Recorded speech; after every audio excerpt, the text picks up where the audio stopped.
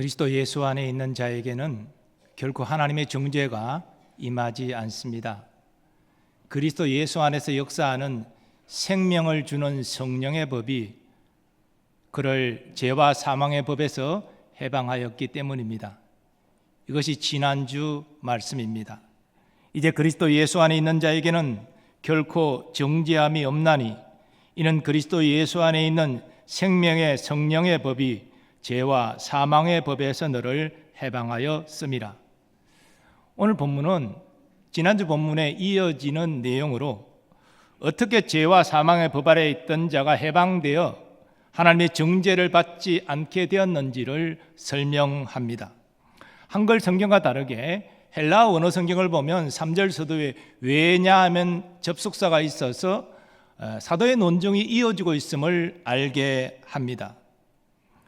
죄와 사망의 법 아래 있던 자가 하나님의 정죄를 받지 않게 된 것과 관련하여 바울이 증거하는 핵심은 율법이 연약하여 할 수 없는 것을 하나님이 하신다는 것입니다.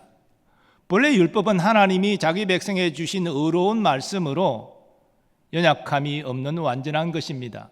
그런데 바울은 왜 율법이 연약하여 할 수 없는 것이 있다라고 말합니까?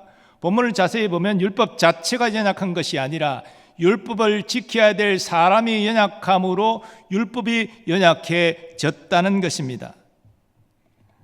그런데 하나님께서 율법이 연약하여 할 수 없는 것을 하신다는 것이지요.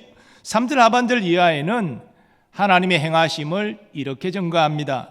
곧 죄로 말미암아 자기의 아들을 죄 있는 육신의 모양으로 보내어 육신의 죄를 정하사 육신을 따르지 않고 그 영을 따라 행하는 우리에게 율법의 요구가 이루어지게 하려 하심이니라. 하나님은 독생자를 통해서 율법이 연약하여 할 수 없는 것을 하십니다. 그런데 어떤 사람들은 율법이 연약하여 할 수 없는 것이 사람들에게 죄를 정하는 것이다 라고 주장합니다. 3절 하반절에 육신의 죄를 정하는 것이다 라고 말하고 있지요. 그래서 하나님께서 독생자를 보내사 육신의 죄를 정하셨다는 것입니다. 그러나 이런 이해가 잘못된 것은 육신의 죄를 정한다는 말의 의미를 알면 금방 가능합니다. 헬라 성경에서 죄를 정하다라는 말은 1절에 정죄함과 같은 단어입니다. 정죄함이 무엇입니까? 유죄 판결을 하고 그 판결에 합당한 형량을 내리는 것으로 말씀을 드렸습니다. 그런데 이러한 정죄는 율법이 할 수 없는 것이 아니라 본래 율법이 하는 것입니다. 이와 관련하여 로마서 3장 19절 말씀을 주목해 보십시오. 우리가 알거니와 무릇 율법이 말하는 바는 율법 아래에 있는 자들에게 말하는 것이니 이는 모든 입을 막고 온 세상으로 하나님의 심판 아래에 있게 하려 함이라. 율법은 하나님의 거룩함을 반영하고 있는 말씀입니다. 그러므로 그 말씀을 지키지 못하는 자의 죄를 드러내고 하나님께 심판을 요구합니다. 이것이 율법의 정죄 기능입니다. 그러므로 하나님이 독생자를 이 땅에 보내신 것이 율법이 하지 못하는 육신의 죄를 정하는 정죄를 위함이라 라는 말씀의 이해는 잘못된 이해입니다. 그렇다면 하나님은 독생자를 통해서 율법이 연약하여 할 수 있는 것을 하시는 것이 무엇입니까? 그것을 확인하기 위해서는 4절 전체까지 시야를 넓혀야 합니다. 율법이 육신으로 말미암아 연약하여 할 수 없는 것을 하나님은 아시나니 곧 죄로 말미암아 자기 아들을 죄 있는 육신의 모양으로 보내어 육신의 죄를 정하사 육신을 따르지 않고 그 영을 따라 행하는 우리에게 율법의 요구가 이루어지게 하려 하심이니라. 하나님이 독생자를 통하여 율법이 연약하여 할 수 없는 것을 하는 것은 육신을 따르지 않고 그 영을 따라 행하는 자들에게 율법의 요구가 이루어지게 하신 것입니다. 육신을 따르지 않고 그 영, 곧 성령을 따라 행하는 자는 구원받은 하나님의 자녀입니다. 그런데 이 어려운 율법은 구원받은 하나님의 자녀에게 율법을 지킬 것을 요구합니다. 이것은 하나님께서 모세를 통하여 이스라엘 자손에게 율법을 주실 때 이미 요구하신 것입니다. 너희는 거룩하라. 이는 나 여호와 너희 하나님이 거룩함이니라. 율법을 지켜 행하는 것이 하나님의 거룩함을 닮아 행하는 것이라고 말씀하셨습니다. 하나님이 자기 백성이 거룩한 말씀을 지켜서 세상과 구별되는 거룩함을 나타내기를 원하십니다.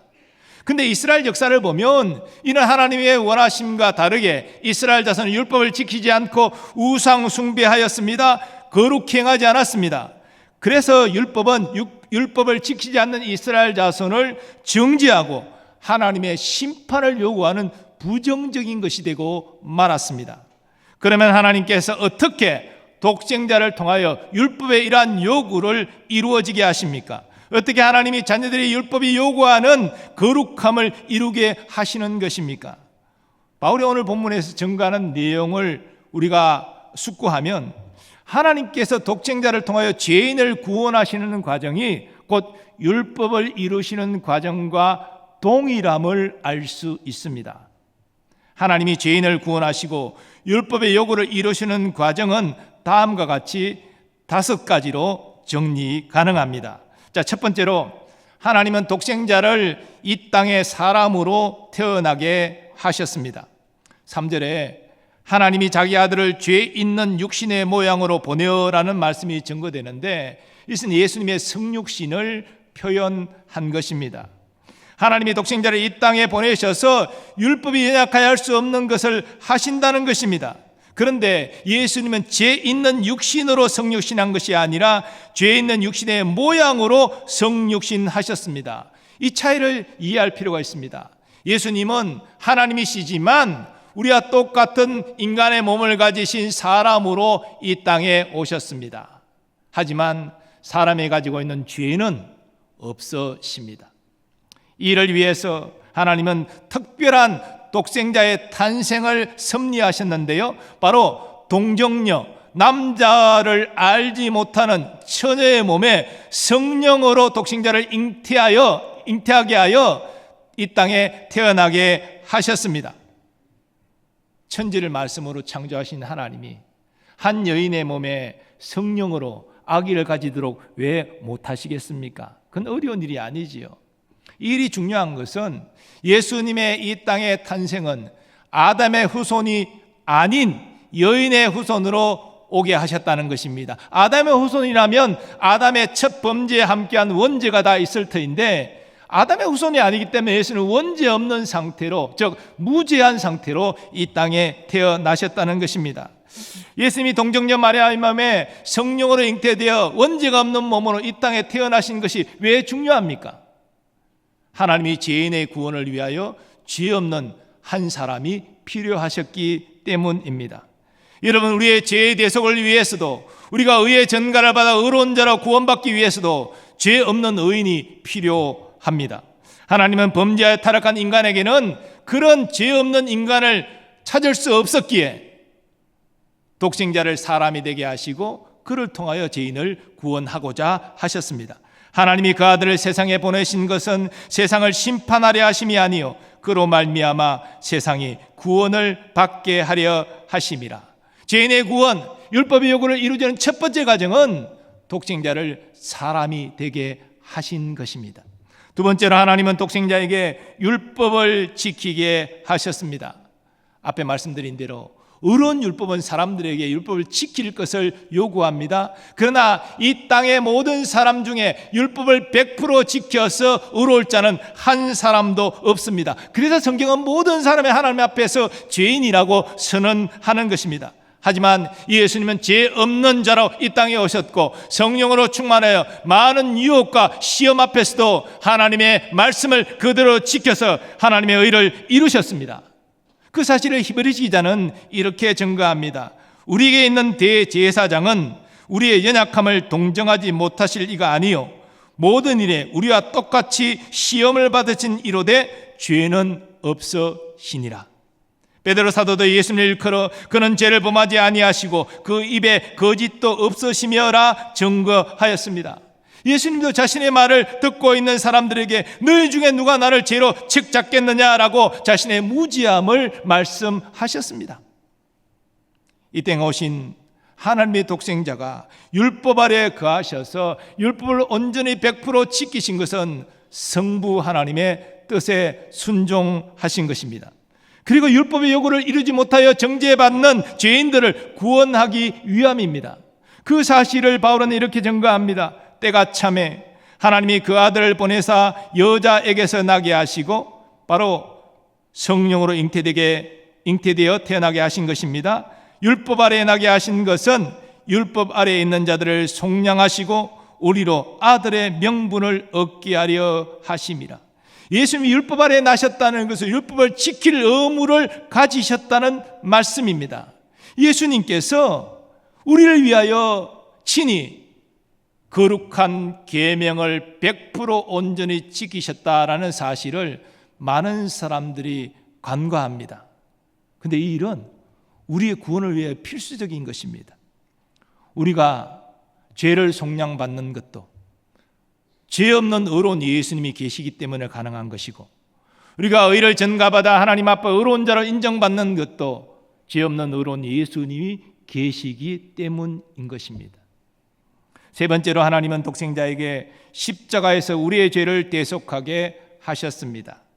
구약의 속죄제사는 이스라엘 자손 중에 자신이 범죄한 사실을 깨달으면 속죄 제물을 가지고 데리고 제사장 앞에 가서 그 제물 머리 위에 안수하여 자기의 죄를 고백합니다. 그리고 직접 그 짐승을 잡고 그 짐승의 피가 번제단에 뿌려지고 그리고 그 살이 번제단에 태워짐으로 그 죄를 용서받습니다. 그런데 예수님은 우리의 대제사장으로서 흠없는 자신의 몸을 우리를 위한 속죄 제물로 드리셨습니다. 본문 3절 끝에 하나님이 육신의 죄를 정하사라는 말씀이 나오는데, 이것은 하나님이 죄인들을 정죄하셨다는 말이 아니라 자신의 독생자를 정죄하셨다는 의미입니다. 죄는 사람들이 지었는데, 그래서 죄인들이 정죄받아야 되는데, 하나님은 죄인들을 정죄하지 않으시고 독생자를 정죄하시고 독생자를 심판하셨다는 것입니다. 이것은 오래전에 이사야 선지자가 예언한 것이 성취된 것입니다. 그가 찔림은 우리의 허물 때문이요 그가 상함은 우리의 죄악 때문이라. 그가 징계를 받음으로 우리는 평안을 누리고 그가 채찍에 맞음으로 우리는 나음을 받았도다.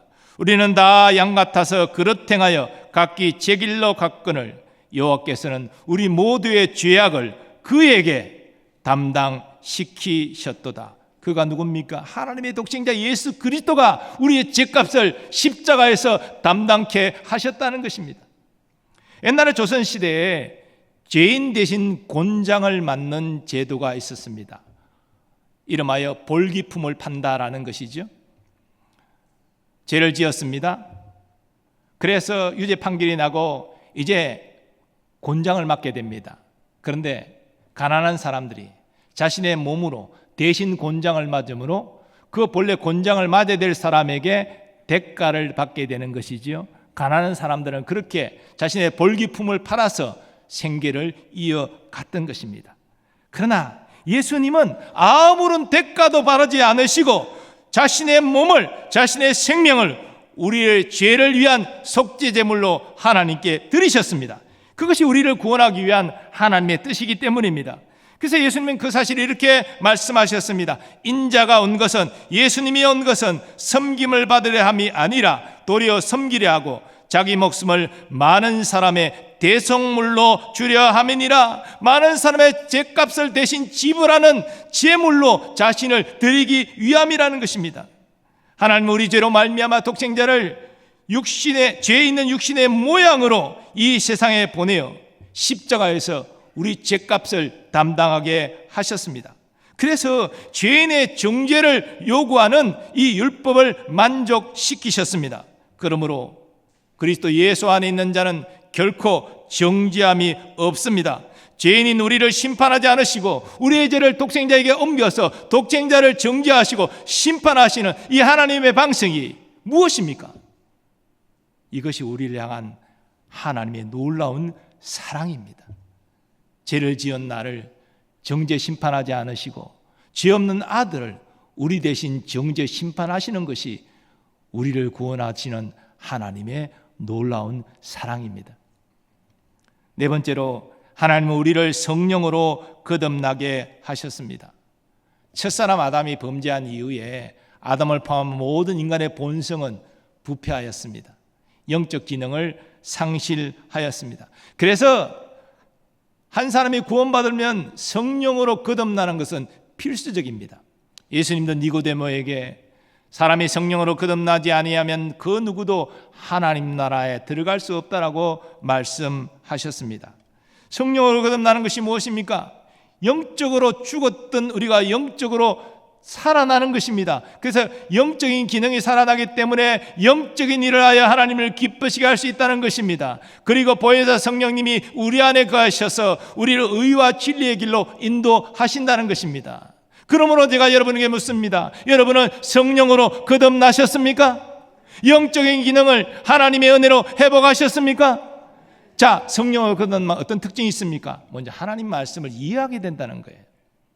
성경을 통하여서 내가 죄인이구나 깨닫게 된다는 것입니다. 내가 구원받는 유일한 길은 하나님이 보내신 독생자 예수 그리스도를 믿는 것이구나, 예수를 믿고 제사함 받고 의롭게 되어 구원받는 것이구나, 이거를 이해한다는 것이죠. 여러분, 이 기본적인 구원에 대한 진리를 이해하지 못한다면 아직 성령으로 거듭난 것이 아니에요. 그리고 우리는 하나님 말씀 이해할 뿐 아니라 하나님 말씀을 순종할 수 있습니다. 이해하는 것과 그것으로 끝나면 안 됩니다. 하나님 말씀을 순종해야 됩니다. 이해하는 대로 순종해야 됩니다. 그리고 순종하는 것이 기쁨이 되어야 됩니다. 순종하는 것이 기쁨이에요. 그뿐입니까?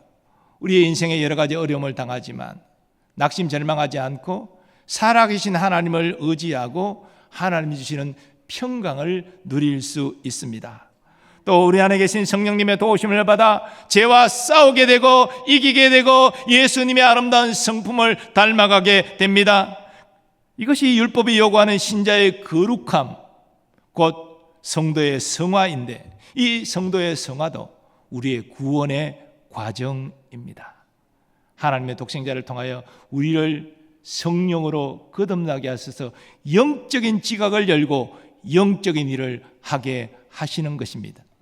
끝으로 다섯 번째, 하나님은 우리에게 회개와 믿음의 은혜를 베푸셨습니다. 논리적으로 보면 성령으로 거듭나는 것이 회개와 믿음보다 앞섭니다. 논리적으로 그렇다는 것이죠. 이 사건은 동시적인 사건이지만 논리적으로 영적으로 기능이 살아나야 죄를 깨닫고 회개가 가능하고 예수님을 구주로 믿을 수 있기 때문입니다. 우리는 회개함으로 죄를 용서받고 예수님을 믿음으로 구원받게 됩니다. 자, 그런데 이 세상에는 도덕 윤리를 숭상하는 사람들이 참 많아요. 내가 착하고 선하게 살면 죽어도 좋은 곳 가겠지, 천국 가겠지, 이렇게 생각하는 사람들이 참 많습니다. 그런데 하나님의 관점에서 선하고 착하게 산다는 것이 무엇입니까? 하나님의 거룩한 말씀을 지키는 것이죠. 문제는 하나님의 거룩한 말씀을 100% 지킬 자가 이 세상에는 없다는 것입니다. 사람의 행위로 의로워지려면 일생 100% 하나님의 계명을 지켜야 되는데 그럴 수 있는 사람은 한 사람도 없다는 것입니다. 그래서 죄인이라는 거예요. 그러므로 각 사람이 의로워지는 유일한 길은 자신의 행위로 의로워지는 것이 아니라 자신 밖에서 구원의 의로움이 주어져야 하는 것입니다. 그 구원의 의로움이 어디 있습니까? 누가 가지고 있습니까?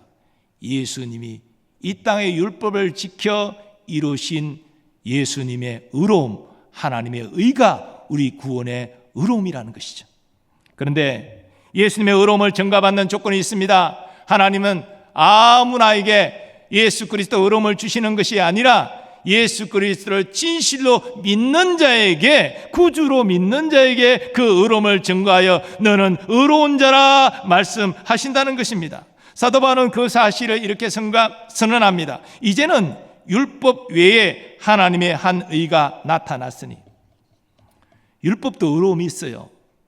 율법을 완전히 100% 지키면 의가 주어집니다. 예수님이 그 의를 이루셨죠. 그런데 사람은 율법을 100% 못 지킵니다. 그래서 또 다른 하나님의 의가 나타났는데 이 하나님의 의가 무엇입니까? 예수님이 율법을 지켜 이루신 의로움이라는 것이죠. 그런데 이 의로움은 율법과 선지자들에게 증거를 받은 구약 성경에서 이미 예언된 것입니다. 곧 예수 그리스도를 믿음으로 말미암아 모든 믿는 자에게 미치는 하나님의 의니 차별이 없느니라. 예수 그리스도를 믿을 때 예수님이 율법을 지켜 이루신 하나님의 의가 주어진다는 것이죠. 그래서 하나님이 너는 의로운 자라, 구원받은 자라 선언하여 주신다는 것입니다. 이처럼 하나님은 회개하는 자를 용서하시고 예수를 믿는 자에게 그리스도가 이룬 하나님의 의를 전가시켜 그를 구원하십니다. 어떻게 이런 일이 일어납니까? 우리가 자격이 있어서가 아니라, 공로가 있어서가 아니라 하나님이 주시는 이러한 역사는 오직 은혜로만 주어지는 것입니다. 받을 자격 없는 자에게 베푸시는 하나님의 호의. 그래서 우리는 은혜로 회개하고 은혜로 예수 믿어 구원받은 것입니다. 그러므로 우리는 이 사실에 감사하고 일생 하나님을 찬양해야 마땅합니다. 그리고 이제 하나님이 원하시는 하나님 말씀에 순종하여 세상과 구별되는 거룩함을 나타내는 것입니다. 그래서 하나님께 영광을 돌려야 됩니다. 그것이 성도에 마땅한 거룩한 삶인 것이죠. 사랑하는 여러분, 하나님은 오래전에 의로운 말씀, 율법을 주셨지만 이 율법을 주실 때 너희가 이 율법을 지켜 의로워지고 구원받아라, 그런 의미로 주신 것이 아닙니다. 오히려 이스라엘 자손이 하나님의 은혜로 택받은 거룩한 백성이 되었기 때문에 이제는 이 말씀을 따라 거룩하게 살아 세상과 구별되는 나의 거룩함을 나타내라, 즉 거룩과 삶의 지침으로 율법을 주신 것입니다. 그런데 이스라엘 자손은 이런 하나님의 뜻을 저버리고 율법을 지키는 행위로 구원받으려고 했습니다. 율법을 613개로 세분화해서 어떤 것은 하지 않고 어떤 것은 하고 이렇게 지킴으로 나는 의로운 자다, 구원받았다, 이렇게 자부했습니다. 그래서 결국은 율법이 저들을 정죄하는 부정적인 것이 되고 말았습니다. 그리고 하나님은 이런 죄인들을 구원하기 위하여 독생자를 이 땅에 보내셨습니다. 그리고 독생자로 율법을 지켜 하나님의 의를 이루게 하시고 죄 없는 의로운 독생자로 십자가에서 세상 죄를 짊어지고 아버지의 저주와 심판받아 죽게 하셨습니다. 그리고 창세전에 택한 하나님의 자녀들을 부르셔서 하나님의 때에 성령으로 거듭나게 하시고 진실로 회개하고 예수를 구주로 믿어 구원받게 하셨습니다. 이제 우리는 하나님의 은혜로 구원받은 자로서 거룩한 말씀에 순종할 수 있게 되었습니다. 이 말씀에 순종하여 세상과 구별되는 거룩함을 나타내므로 율법의 요구를 이룰 수 있게 되었습니다. 여러분, 이러한 구원은 이 세상 어떤 위대한 사람도 생각해낸 바가 없고 천사들조차도 신비하고 놀라워하는 것입니다. 율법은 거룩한 말씀이지만 율법 자체는 우리를 구원하지 못하고 우리를 거룩하게 할 수도 없습니다. 그러나 하나님은 독생자를 이 땅에 보내셔서 우리를 구원하셨고 우리를 말씀에 순종하여 거룩하게 살아갈 수 있도록 하셨습니다. 즉 율법이 육신으로 말미암아 연약하여 할 수 없는 것을 하나님의 독생자를 통하여 이루신 것입니다. 성경은 이것을 우리를 향한 하나님의 사랑이라, 우리를 향한 하나님의 은혜라 증거합니다. 여러분은 그 은혜와 사랑으로 회개하고 예수님 믿어 이 자리에서 하나님께 예배하고 있는 줄 믿습니다. 그렇다면 이제 우리는 하나님의 뜻을 따라서 이 성경 말씀에 순종하여 세상과 구별되는 착한 행실로 거룩하게 살아야 됩니다. 이것이 우리를 향한 하나님의 뜻인 줄 믿습니다. 그리고 우리가 이렇게 살아갈 때 우리는 하나님을 기쁘시게 할 뿐 아니라 하나님의 복을 받고 영광의 소망 가운데 살아갈 수 있는 것입니다. 그리고 여기에서 한 가지 더하여 오늘 6.25 상기주일인데 우리나라 우리 민족에 어디에 소망이 있습니까? 정치가 안정되고 국방력이 든든하고 경제가 발전하고 이것도 필요하겠죠. 하지만 그것으로 우리나라 우리 민족 지키지 못합니다. 오직 하나님의 은혜로 구원받은 백성들이 하나님께 진실로 감사하고 하나님 말씀을 따라 하나님의 뜻대로 거룩하게 살아갈 때에 우리도 하나님의 복을 받고 우리 가정도 하나님의 복을 받을 뿐 아니라 우리가 살아가는 우리 나라와 우리 민족도 하나님의 복을 받게 되는 줄 믿습니다. 6.25와 같은 이러한 동족 상잔의 비극이 다시 발생하지 않고 남북이 평화복음 통일을 이루는 유일한 길은 하나님이 복을 주시는 것입니다. 그 복은 우리가 믿음으로 바로 설 때에 이루어지는 것이지요. 오늘 말씀을 통해서 하나님 우리에게 어떤 은혜와 사랑을 베풀어 주신지를 다시 한번 생각하고 감사하면서 이제 하나님의 말씀을 따라 순종하여 거룩하게 살아감으로 우리가 복을 받고 우리 가정을 받고 복을 받고 우리 교회가 복을 받고 더 나아가 우리 나라와 민족이 복을 받는 그런 은혜가 있기를 간절히 소망합니다. 이제 받은 말씀 생각하시면서 이 땅에 오신 예수님을 함께 찬양하도록 하겠습니다.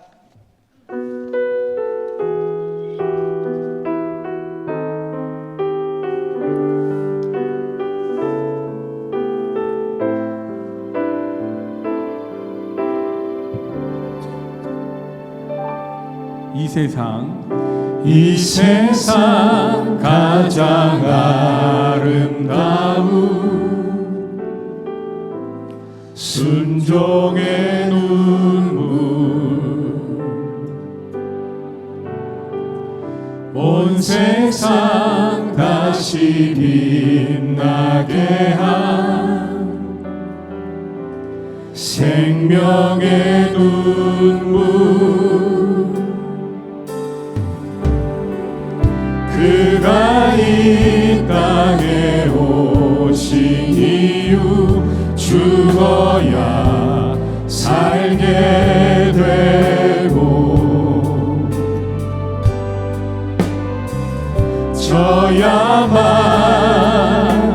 승리하는 놀랍고 영원한 신비 지으신 그대로 회복시킨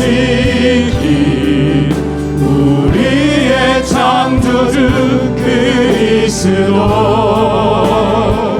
십자가의 길로 아버지 뜻 이루셨네 그가 이 땅에 오신 이유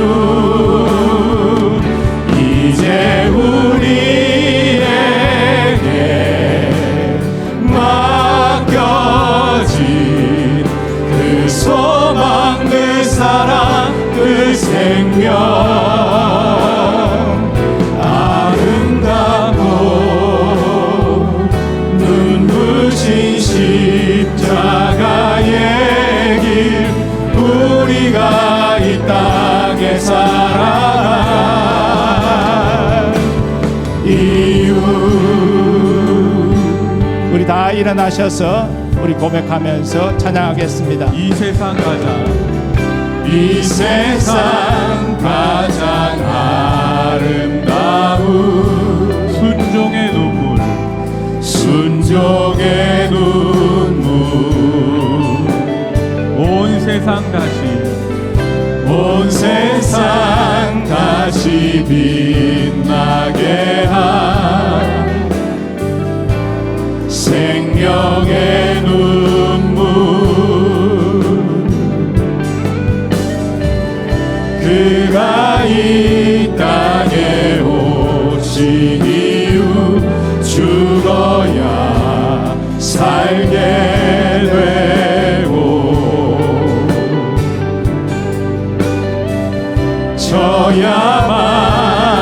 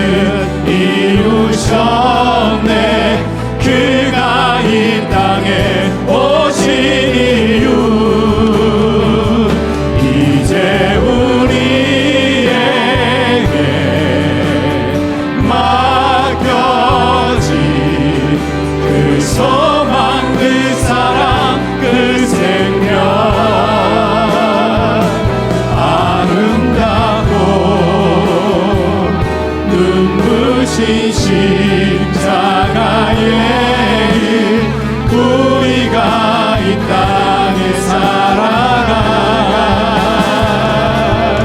이유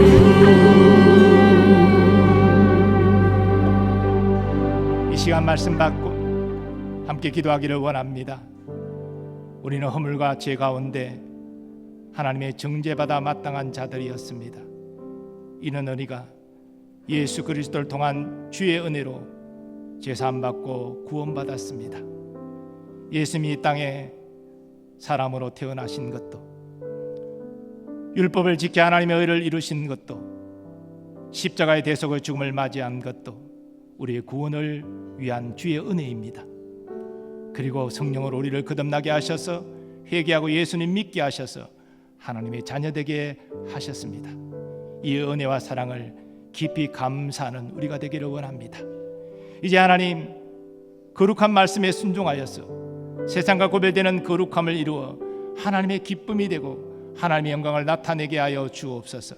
이를 통하여 하나님의 복을 받고 영광의 소망 붙잡고 믿음으로 승리하며 살게 하여 주옵소서. 또 우리의 순종을 통하여서 우리 가정이 복을 받고 우리 교회가 복을 받고 우리나라 민족이 복을 받는 하나님의 역사가 일어나게 하여 주옵소서. 이 시간 주여 한번 외치고 통성으로 기도하겠습니다. 주여, 지으신 그대로 죄와 사회 법 안에 있는 우리가 해방되어 하나님의 사랑하시는 자녀가 된 이 복을, 이 은혜를, 이 사랑을 우리가 받았습니다. 오늘 말씀을 통하여서 우리의 구원을 위하여 하나님의 가신 일이 독생자를 사람되게 하시고 독생자로 율법을 지켜내게 하시고 독생자로 십자가에서 우리 죄를 대속하게 하신 것입니다. 아버지 예수님의 순종의 눈물을 통해서 우리의 구원의 문이 열렸고 주님께서 우리에게 성령으로 거듭나게 하시는 은혜를 베푸시며 회개와 믿음의 은혜를 베풀어 주셔서 우리가 제사함받고 부러워져 하나님의 자녀 되게 하여 주셨으니 이제 은혜와 사랑에 빚진 자로서 거룩한 말씀에 순종하여 거룩하게 살아가게 하여 주옵소서. 율법에 관한 거룩함을 나타내게 하여 주옵소서. 그러한 순종이 하나님의 복을 받게 하고 하나님의 영광을 이루게 하는 것 믿습니다. 하나님의 순종과 우리의 섬김이 우리와 복을 받는 것이 아니라 우리 가정의 복을 받게 하시고 우리 교회가 복을 받게 하시고 우리나라와 우리 민족이 하나님의 복을 받게 하심을 믿습니다. 아버지가 지는 이웃과 같은 동족 상전의 비극이 일어나지 않게 하여 주시고 남북이 평화와 공동체를 이루고 함께 하나님을 섬기며 함께 주의 복을 전하는 전교민족으로 쓰임받게 하여 주시옵소서. 우리가 이러한 거룩하게 하나님의 사랑으로 쓰임받기를 원하오니 주여 우리의 은혜를 주셔서 하나님의 그 뜻을 따라서 순종하고 주의 거룩함을 이루고 주의 복을 받게 하여 주시옵소서.